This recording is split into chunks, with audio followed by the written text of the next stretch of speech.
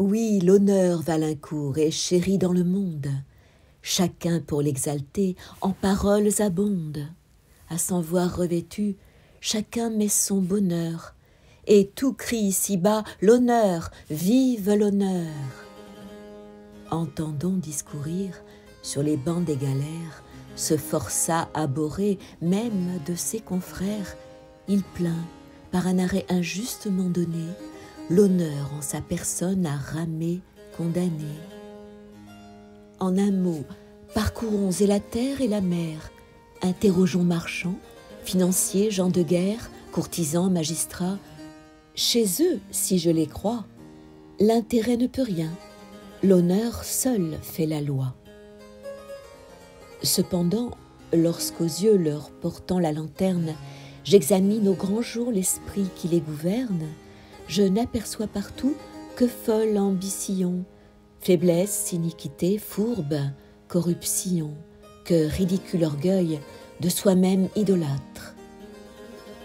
Le monde, à mon avis, est comme un grand théâtre où chacun en public, l'un par l'autre abusé, souvent à ce qu'il est, joue un rôle opposé. Tous les jours on y voit orné d'un faux visage, impudemment le fou représenter le sage, l'ignorance érigée en savant fastueux, et le plus vil faquin tranché du vertueux. Mais quelque fol espoir dont leur orgueil les berce, bientôt on les connaît, et la vérité perce.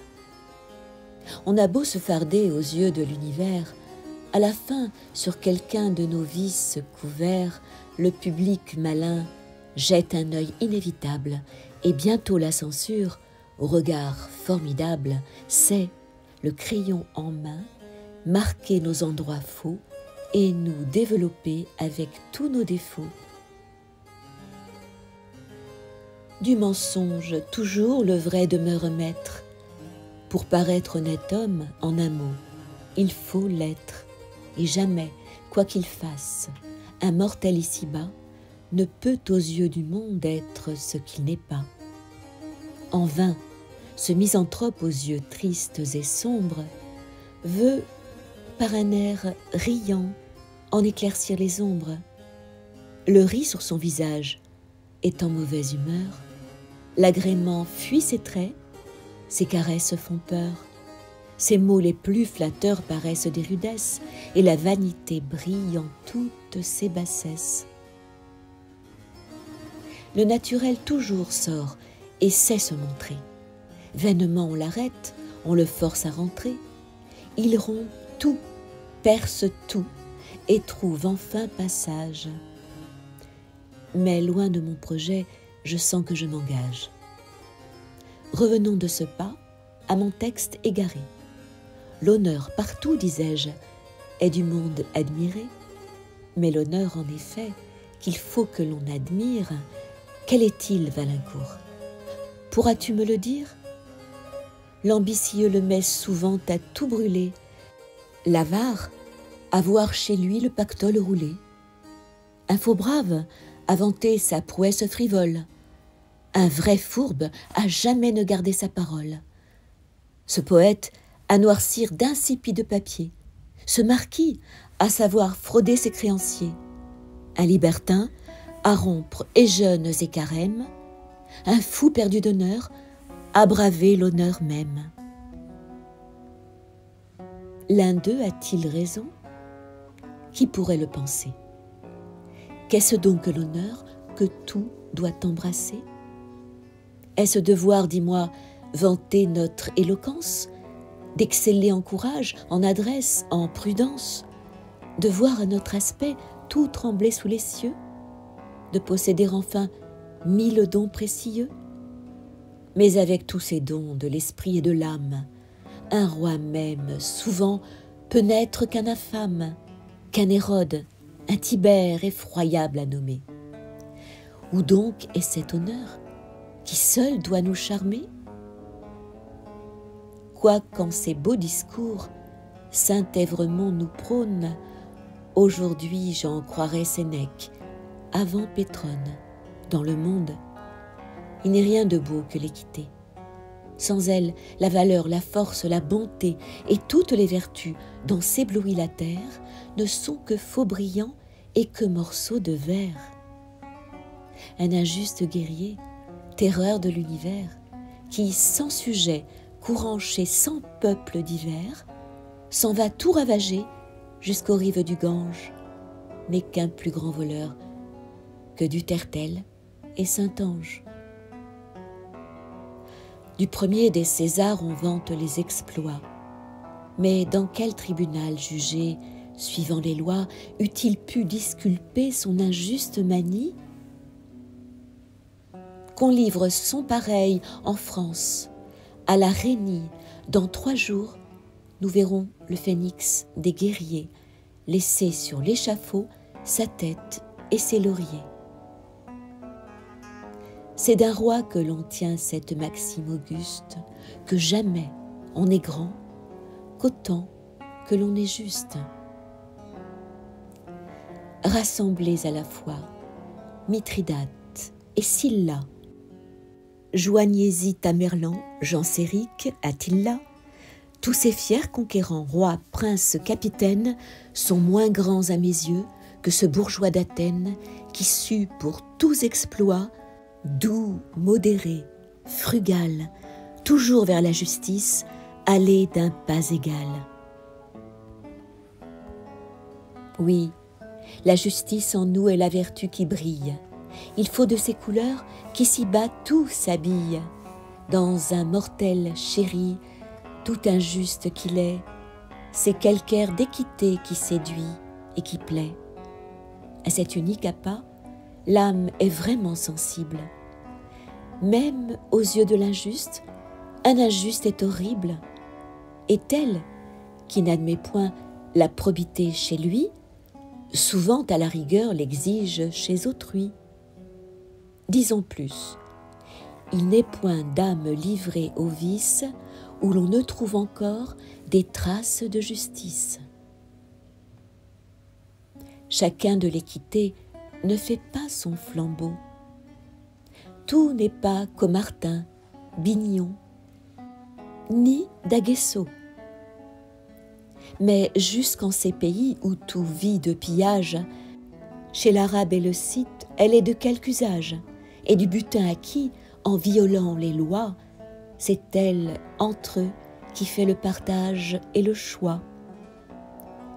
Mais allons voir le vrai jusqu'en sa source même. Un dévot aux yeux creux et d'abstinence blême, s'il n'a point le cœur juste, est affreux devant Dieu. L'Évangile aux chrétiens ne dit en aucun lieu « sois dévot ». Elle dit « sois doux, simple, équitable ». Car d'un dévot souvent aux chrétiens véritables, la distance est 2 fois plus longue, à mon avis, que du pôle antarctique au détroit de Davie. Encore, par ce dévot, ne crois pas que j'entende Tartuffe ou Molineau et sa mystique bande. J'entends un faux chrétien, mal instruit, mal guidé, et qui, de l'Évangile en vain persuadé, n'en a jamais conçu l'esprit ni la justice. Un chrétien qui s'en sert pour disculper le vice, qui toujours près des grands, qu'il prend soin d'abuser, sur leurs faibles honteux sait les autoriser, et croit pouvoir au ciel, par ses folles maximes, avec le sacrement, faire entrer tous les crimes. Des faux dévots, pour moi, voilà le vrai héros. Mais pour borner enfin tout ce vague propos, concluons qu'ici-bas le seul honneur solide, c'est de prendre toujours la vérité pour guide, de regarder en tout la raison et la loi, d'être doux pour tout autre et rigoureux pour soi, d'accomplir tout le bien que le ciel nous inspire, et d'être juste enfin. Ce seul mot veut tout dire. Je doute que le flot des vulgaires humains à ce discours pourtant donne aisément les mains, et pourtant dire ici la raison historique souffre que je m'habille en fable allégorique. Sous le bon roi Saturne, ami de la douceur, l'honneur chez Valincourt et l'équité sa sœur, de leurs sages conseils éclairant tout le monde, régnait, chéri du ciel, dans une paix profonde. Tout vivait en commun sous ce couple adoré. Aucun n'avait d'enclos, ni de champs séparés. La vertu n'était point sujette à l'ostracisme, ni ne s'appelait point alors un jansénisme. L'honneur, beau par soi-même, et sans vains ornements, n'étalait point aux yeux l'or ni les diamants, et jamais ne sortant de ses devoirs austères, maintenait de sa sœur les règles salutaires. Mais une fois au ciel, par les dieux appelé, il demeura longtemps au séjour étoilé. Un fourbe cependant, assez haut de corsage, et qui lui ressemblait de gestes et de visage, prend son temps, et partout, ce hardi suborneur s'en va chez les humains crier qu'il est l'honneur, qu'il arrive du ciel, et que voulant lui-même seul porter désormais le fait du diadème, de lui seul il prétend qu'on reçoive la loi. À ces discours trompeurs, le monde ajoute foi. L'innocente équité honteusement bannie trouve à peine un désert où fuir l'ignominie. Aussitôt, sur un trône éclatant de rubis, l'imposteur monte orné de superbes habits. La hauteur, le dédain, l'audace l'environnent, et le luxe et l'orgueil de leurs mains le couronnent. Tout fier, il montre alors un front plus sourcilleux, et le mien et le tien, deux frères pointilleux, par son ordre amenant les procès et la guerre, en tout lieu de ce pas vont partager la terre. En tout lieu, sous les noms de bon droit et de tort, vont chez elle établir le seul droit du plus fort. Le nouveau roi triomphe, et sur ce droit inique, bâtit de vaines lois un code fantastique. Avant tout, aux mortels prescrit de se venger, l'un l'autre, au moindre affront, les force à s'égorger, et dans leur âme, en vain, de remords combattus, trace en lettres de sang ces deux mots: meurs ou tue. Alors, ce fut alors, sous ce vrai Jupiter, qu'on vit naître ici-bas le noir siècle de fer. Le frère, au même instant, s'arma contre le frère. Le fils trempa ses mains dans le sang de son père. La soif de commander enfanta les tyrans. Du Tanaïs au Nil porta les conquérants. L'ambition passa pour la vertu sublime. Le crime heureux fut juste et cessa d'être crime. On ne vit plus que haine et que division, qu'envie, effroi, tumulte, horreur, confusion. Le véritable honneur sur la voûte céleste est enfin averti de ce trouble funeste. Il part sans différer, et descendu des cieux, va partout se montrer dans les terrestres lieux. Mais il n'y fait plus voir qu'un visage incommode. On n'y peut plus souffrir ses vertus hors de mode, et lui-même, traité de fourbe et d'imposteur, est contraint de ramper aux pieds du séducteur. Enfin, las d'essuyer outrage sur outrage, il livre les humains à leur triste esclavage, s'en va trouver sa sœur, et dès ce même jour, avec elle s'envole au céleste séjour. Depuis, toujours ici, riches de leurs ruines, sur les tristes mortels, le faux honneur domine, gouverne tout, fait tout dans ce bas univers, et peut-être est celui qui m'a dicté ces vers.